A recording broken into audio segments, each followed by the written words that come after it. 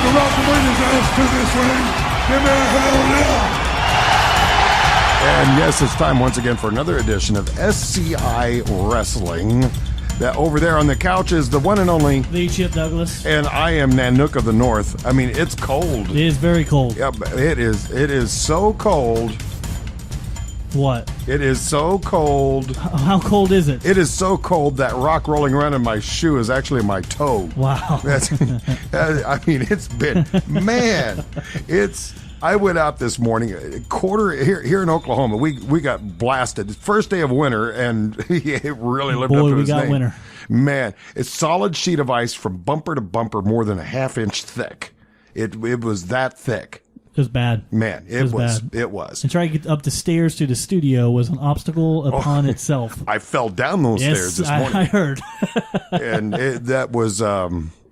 It was an interesting ride. Oh, that was an interesting ride. You okay, by the way? I'm okay. I'll be okay. I have a bruise that's roughly. It's actually a profile of John Cena. Really? What? It's a profile of John Cena. It's got that kind of a nose on it. It looks awful. It looks awful. Oh, well, as we start the show, we will remind everyone of our social As a matter media. of fact, somebody saw it and they said, "I Cena enough." Okay. Oh, jeez. Go ahead. Sorry. Our social media, SCI Wrestling. That's where you can find us on Twitter and Facebook and YouTube. And also the email. Please email your questions to sci@wbward.com. sciw@wbward.com. Now, remember, when you're asking these questions, that can be about anything at all about professional wrestling. It could be about us, about professional wrestling. If you want to take what Joshua did a couple of weeks ago and try to stump one of us, that's cool too. Absolutely. So, I mean, I prefer not to be, because usually you can stump me. It's really not. It's stumping me is kind of, there's just no challenge there. Just no challenge. Not a very big accomplishment. As long as I got Wikipedia, that's all I'm going to use. So, but we want to go ahead and start promoting next week's episode, which is we're going to have a special SCI Wrestling where we're going to do a special recap of 2013. Oh, so we're going to highlight some of the big events that happened in 2013. Lots of them. I'm planning on bringing on a guest to the show, so it might be a little longer of a show, just so you're aware. Okay, all right. But we're gonna have a little recap and see what some of our favorite moments and some of the worst moments were of 2013 in pro wrestling. Did the guest anybody I know? Maybe we'll see. It's a surprise. It's a surprise. It's a surprise. Oh, hot diggity! Now, this is. I genuinely, folks, I'm hearing this for the first time. Yes, he is. So this is. You have my. You definitely have my interest piqued. You will find out momentarily. I will. Okay. Well, this week. Well, so far, or over the last week, we certainly had some interesting things take place, both in and out of the ring. Right. For those of you who've been keeping up with the Divas on that reality show on E! Network, you know, they had the big finale. Totally Divas. They had the big finale this week. Were you going to be addressing that later on? I really haven't had time to look at the outline. No, but I am going to address something about Diva. Okay. Did you hear about AJ Lee's problem that she had backstage? I heard something. What was it? Yeah, so Michelle Beadle, who's a sports analyst for NBC, was backstage, apparently good friends of CM Punk, and she made the comment saying, you know, hey douchebag, or something like that. Just to AJ? No, to CM Punk. Oh. In a friendly type way, because I guess that's how she talks to all her friends. Oh, well. And next thing you know, she's getting yelled out by AJ Lee. Really? Yeah, because AJ Lee and CM Punk are dating in real life. And so apparently AJ Lee has some words for her, and WBE was not too fond of that because Michelle Beadle is a very high personality within the TV world. So it'll be very interesting to see what kind of reaction comes from this, or any kind of punishment of anything. This goes to my thought of just life and women in general. She's a very short woman. Yes. And the shorter they are, the crazier they are. Well, yeah. Well, so this makes perfect sense in my head. Okay. Boy, the mind reels with sarcastic remarks. But, you know, sometimes things are left well enough alone. So let's just go ahead and roll on before we get trouble. Oh, there we go. Saved. Good thing we stopped there. Yes. You could have got home, got your Twitter in a bind. Okay. And speaking of AJ Lee, this tweet is brought to you by WBE Creative Humor. Ooh. It's getting crazy cold out there. Be sure to wrap yourself up in the WWE exclusive AJ Lee straight jacket. Oh, which actually came out after this whole controversy happened. okay. Yeah, I wasn't done. I'm sure it's an all-purpose garment. All-purpose, yes. It comes in very many different colors, white and off-white. There's my humor for today. Off and off white. Okay. Okie dokie. Right. Well, now, I didn't really do a big comparison on the TLC results. Between the two of us, who had the better record on the predictions? Did you happen to do a comparison? I'll be honest, I did not. Okay. I wrote down who won. Yeah, okay. Well, Orton won. Right. You predicted that one. Yes. So, and he won clean. Okay. Pretty much. Which, that kind of surprised me. Pretty much. I didn't expect them to do a clean win for Orton, but I think they were really trying to close this door on the John Cena title run, I think because of the reaction that Daniel Bryan's been getting. You know, they might be doing that, but something else occurred to me. Did you notice how the crowd is supporting Cena? They're not as split as they were. Yeah, maybe not as split. And they're starting to unify more, and it kind of makes me wonder if the powers that be have put the pressure on WWE Creative to try to come up with some kind of an angle and a storyline of a heel that is so bad that would actually unite people to provide Cena the support that he once had. Because even though he's not really what you would call the face of the WWE right now, he's still a major player. He still is the player. He is still the face of WWE, regardless of what you're seeing in the ads. Right. I mean, he's the guy that's up front doing the Make-A-Wish campaigns. He's out doing working for the troops. Right. You know, he's the one he's their go-to guy for all of their PR. Yep. So I wonder if they were told, let's do something so heinous that it is going to put people back together for Cena. And still do the Bryan push for the championship, but they're also building up, doing some PR control for Cena.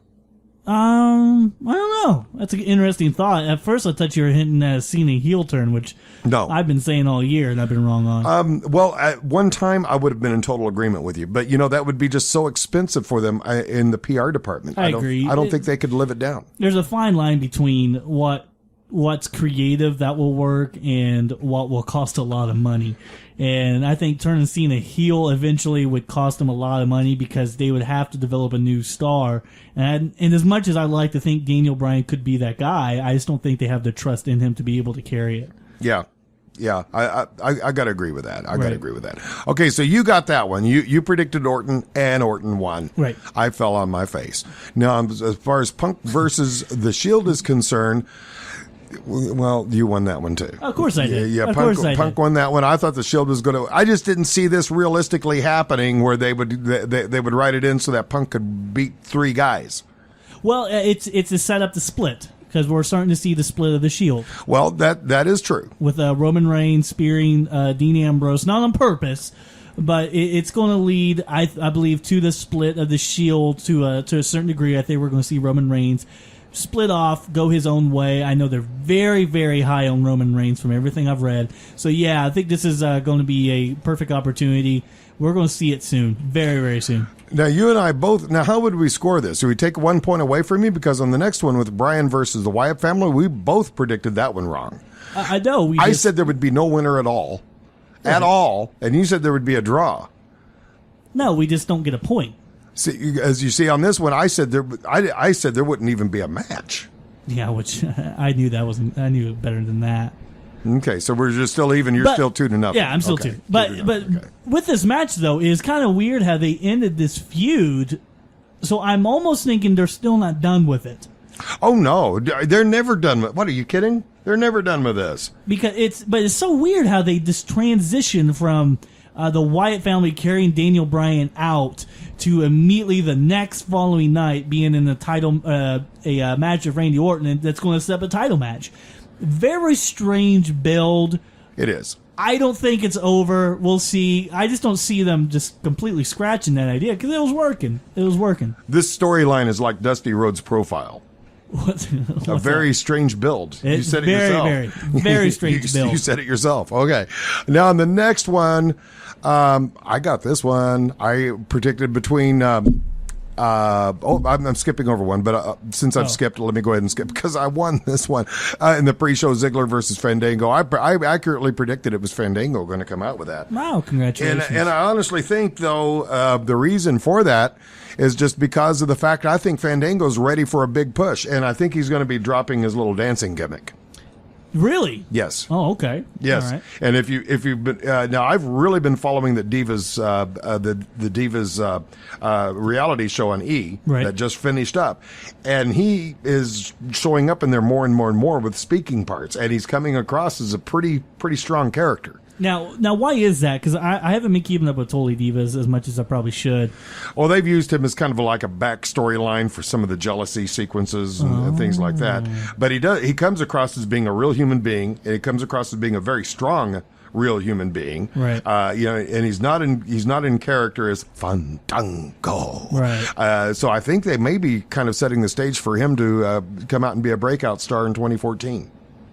Oh, well. I like it because I like him as a performer. Yes, he's a good performer. I didn't. You might recall I hated him when he first came out. You hated him, and I was actually a supporter of him. And I have since changed my tune. But it still kind of disappoints me what they're doing with Dolph Ziggler, though.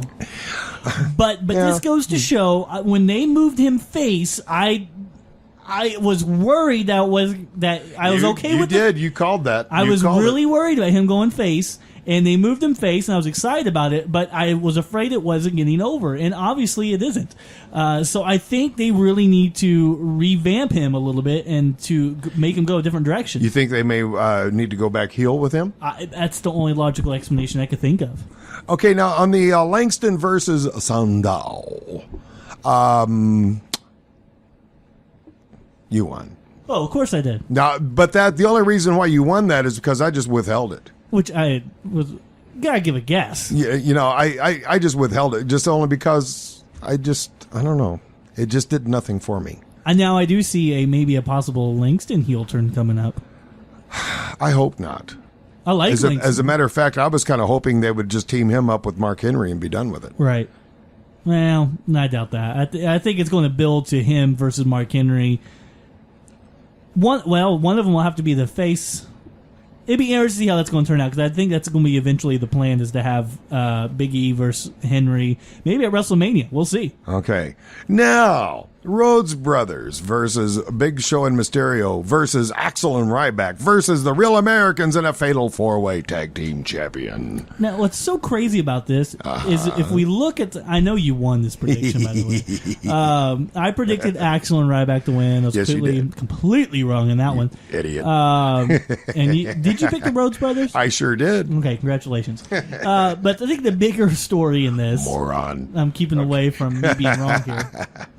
Is Big Show just had a WWE title shot, just a pay-per-view away. Ryback was a pretty dang main event player. So was Axel for the most part. Now these guys are forced to be in tag team competition. Okay, yeah. Which is kind of sad to me. Well, why is it sad to you? Well, it's not sad for me from Axel and Ryback standpoint, because I actually think that could probably work. But Big Show and Mysterio, I don't know. I mean, you just completely just go from one end with Big Show to the other. Now, WWE Main Event, which aired on the TV, I think it was Wednesday night, presented an interesting possible story twist between Ryback and Axel.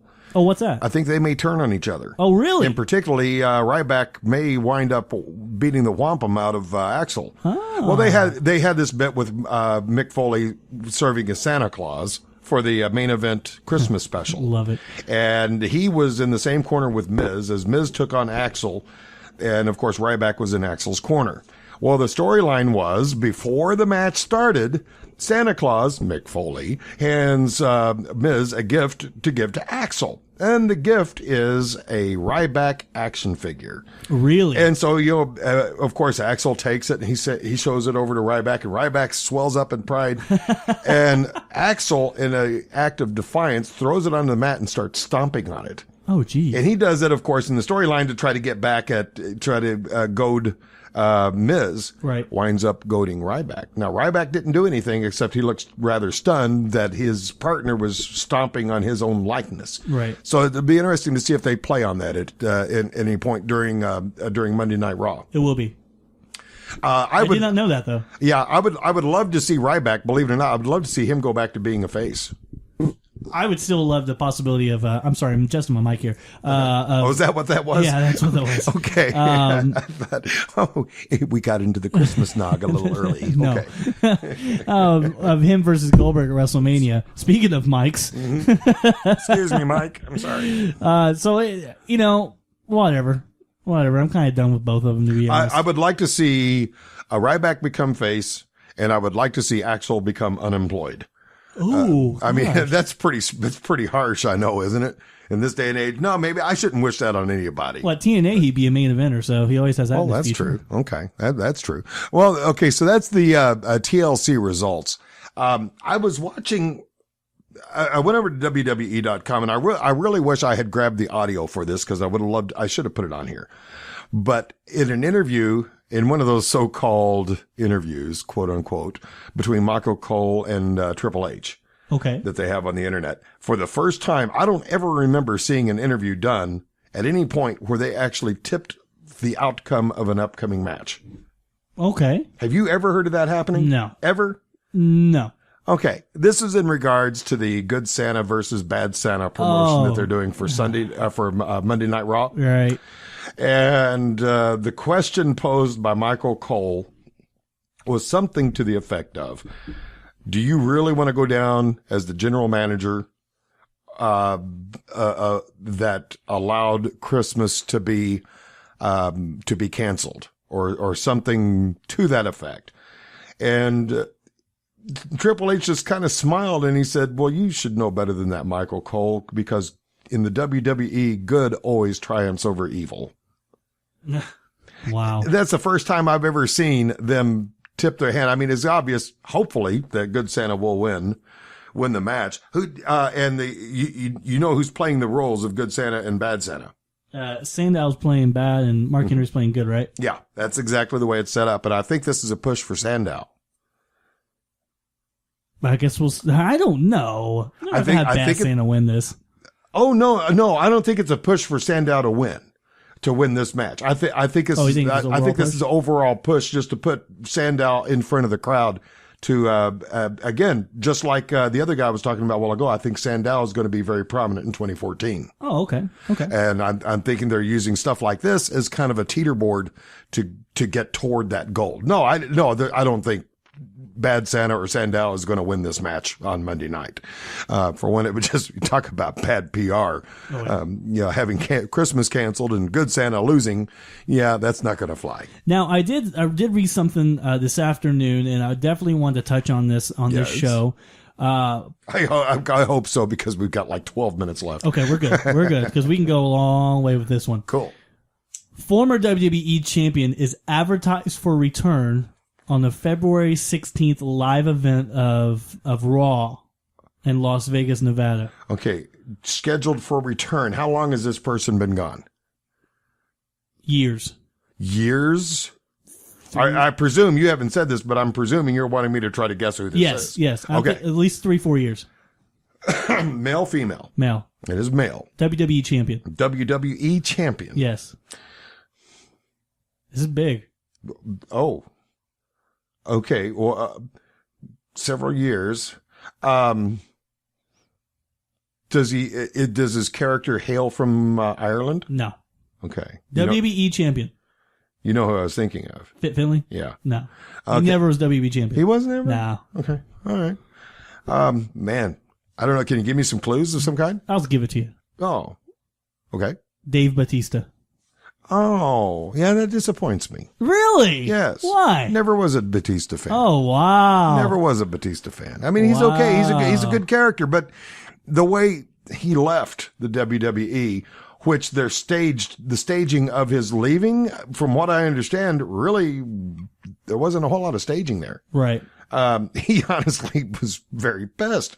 And he just kind of struck me as kind of being a crybaby. But even though he's advertised for this Vegas show, more than likely they'll have him return sooner than that. This was kind of leaked out to people that he was going to be at the Las Vegas show. So it'll be very interesting to see where they're going to turn up with him. How do you think they're going to handle his character? I don't think it's going to be anything too big, to be truthfully honest, because the fact that I think a lot of it's going to be him promoting his new movie. He's in a really big sci-fi movie that's coming out. I'll give you the title here in a moment, but yeah, I think it's going to be more of a focus on that. I think they will use him in some kind of physical role. But I wonder if that would portray him as heel or face. Face. You think it'd be face this time? Yeah, I think it'll be face just from an aspect of he is promoting this movie. Guardians of Galaxy, by the way, is the name of that film, which is set to release in August of 2014. I hated the way he left for two reasons. One, I just don't think it... Oh, the whole wheelchair, him crying, I hated. Yeah, that was just so undignified. But when you're talking about Big Bad Batista, I mean, to me, I would rather see him than Brock Lesnar. No argument. Absolutely. Oh, hands down. Yes, absolutely agreed. But if they do bring him back, I hope they will present some kind of resolution of the storyline between him and Rey Mysterio. No, I don't think they have to. I think he's been gone away for long enough. It's kind of like when the Brock Lesnar returned. But you got buttholes like me that'll carry a chip on their shoulder for a long time. No pun intended. And you could carry that. Yes. But Brock Lesnar came back and was immediately accepted, and he got a huge pop, and he went in there and F5 John Cena, and still got a pop. Yeah, so that's true. I think as soon as that music hits, he's gonna get a pop, and so he's gonna immediately have that babyface mentality to be able to have that comeback. So I'm still interested to see how they use it. In spite of my opinions, I think it would be interesting to see a Brock Lesnar Batista match. That wouldn't be bad. I wonder if that. Wow, talk about a good WrestleMania. I would like that. That would even I would like that. Yep. Anything that I could see to give the chance of seeing Brock Lesnar get his butt whooped. I still think it's going to be Brock Lesnar Taker, though. I'm about 100% convinced of that. You think they're going to allow Taker to retire with or without the title? Because Vince isn't really hip on that. No. I still think he's going to be around for a couple more years. I don't think this is going to be it for him. He's got to do it eventually. No. I mean, the guy's like, what, 90? No. Well, he's in his mid-40s. Well, yeah, I know he's in his 40s. Yeah. Early 50s tops. Yeah. Tops. Definitely. But, within the wrestling world, that is close to 90. Oh, I agree with you, but if we're talking about a possible Hulk Hogan return for WrestleMania, well, yeah, and they did use Mae Young for how long? Oh, jeez, yeah. Every time she was on, it was like a promo for Naugahyde. 48 years old. And somewhere Jerry the King Lawler is sitting there listening to the show, and he's writing. Promo for Naugahyde. Got it. Okay. That's going to be used. That was a Lawler line if I ever heard one. He's 48 years old, by the way. Okay. All right. So 40s, and I said 50s tops. So boy, was I in the neighborhood. And he'll be 49 by the time WrestleMania hits. So man, that's some staying power, Right. I mean, and he's been in the business. Well, he has been with the WWE, for no less than 20 years because he's been in every single WrestleMania. So that puts him in, not every WrestleMania. No. But he's, gosh. I think he made his debut in 91. Okay. And so we're talking, 24 years that he's been affiliated with WWE. My goodness. You people who were born when he made his WWE debut now are old enough to be married with no less than 2 children. Yeah, exactly. I mean, and that's with children in school. I was in kindergarten when he debuted. And what were you doing? I'm curious. Oh, gosh. I was working at AM 1380 KMUS in Muskogee, Oklahoma. Oh. That's exactly where I was when he made his debut. It's funny you mentioned those call letters because what I was doing, I was putting letters together to make something called the alphabet in 1990. Because I was in kindergarten. Oh, okay. You were just learning the alphabet. No, that's where I was working when the very first WrestleMania happened. Oh, okay. And I saw it. Speaking of WrestleMania, something that's really cool since we have a couple minutes. And WWE did an article about this, but Mid-South Wrestling Yes. Which was Bill Watts. Yes, I remember that real well. Which you didn't work with Mid-South, did you? Yes, I did. Oh, you did? Okay. Yes. Okay. They did a really great article on WBE.com with Jim Cornette, which I'm really surprised that he ever wanted to be affiliated with WBE, but they did a really great article with Jim Cornette about the history of Mid-South. And of course, they just recently released that DVD, greatest wrestlers from the Mid-South, DiBiase, Junkyard Dog. Mm-hmm. We had a lot of good talent. A lot of good talent.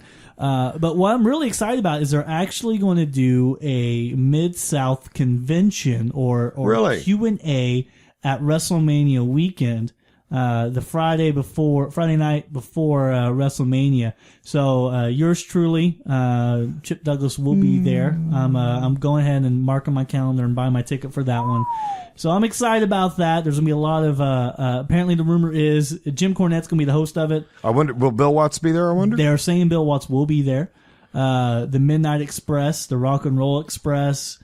Billy lives about 8 miles from here. Really? From the last I heard, yeah. Oh, no, he's in Florida now. I know that. Is he? Yeah, he's in Florida now. He's doing his ministry work down in Florida. Yeah, so, but how was working with Bill Watts? Or did you really have that much to do with him? I didn't have that much to do with him. I have met him on a couple of occasions. And let me tell you, this is a man, he's all business. He is all business. And I mean, he is all business. I heard he's a very intimidating individual. He is very intimidating. And I mean that in the most positive light I could possibly offer. He knows what he wants. And he gets what he wants, and he knows how to get it. So by golly, he is a man of business. If he ever starts a wrestling promotion, I would recommend any wrestler to be within his stable.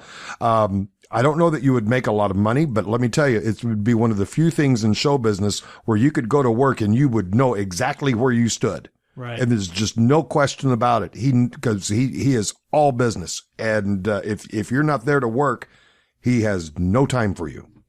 And I think his history just upon the industry as professional wrestling, I think he left a huge mark on it. He did. Now, don't misread my words. He was not a tyrant. He had a very nice side to him. But if he had an opinion, you had no question what it was. You knew what his opinions were. Oh, of course. I'm just kind of going through the list of people that he worked with, and it's just incredible, because Ernie Ladd, Big Cat Ernie Ladd. Yeah, Big Cat Ernie Ladd was his booker for years and years and years. Mm-hmm. In fact, I heard a funny story that Jim Cornette told to where Big Cat Ernie Ladd was not comfortable about putting the title on Junkyard Dog, and so they had him do like a match with a jobber. Yeah, he didn't like Sylvester. Yeah, and so Bill Watts fired him. Just said, "You're fired." And why are you fired? He's like, "If you don't see talent in that guy, then I don't know what you're doing in this business. You're fired." See, that exactly underlines what I just said. Yeah, apparently that just sums up. It is. Yeah. Yeah, he knew what he wanted, and man, if you better had been serious about what you were doing. And that's all there is to it with him. Now, no question. Now, I never got the full advantage of experiencing JYD. Did you? You mean what, in person or? In person and in the ring live. I haven't. My brother has. Not my younger brother, my older brother. Oh, really? Yeah, my older brother knew Sylvester quite well.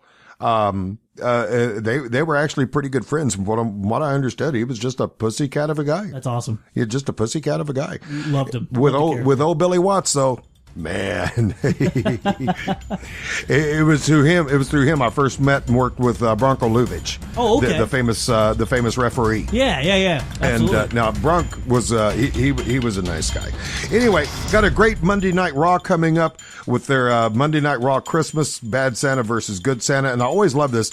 And Vince McMahon himself has said that this is going to be a star-studded event. I don't know who they have all lined up as far as the stars, but it'll be interesting to see. And next week, our special episode of SCI Wrestling, where we do our year-end review. And I'm all giddy as to who this. And we're gonna have a special guest, so keep us on Twitter. We'll probably announce it on Twitter as soon as I get confirmation. Is it AJ Lee? It's not AJ Lee. That much I can tell you. My pants. Well, never mind. Well, join us next week and find out who in the world he's talking about. as we prepare for another great edition of the show that we call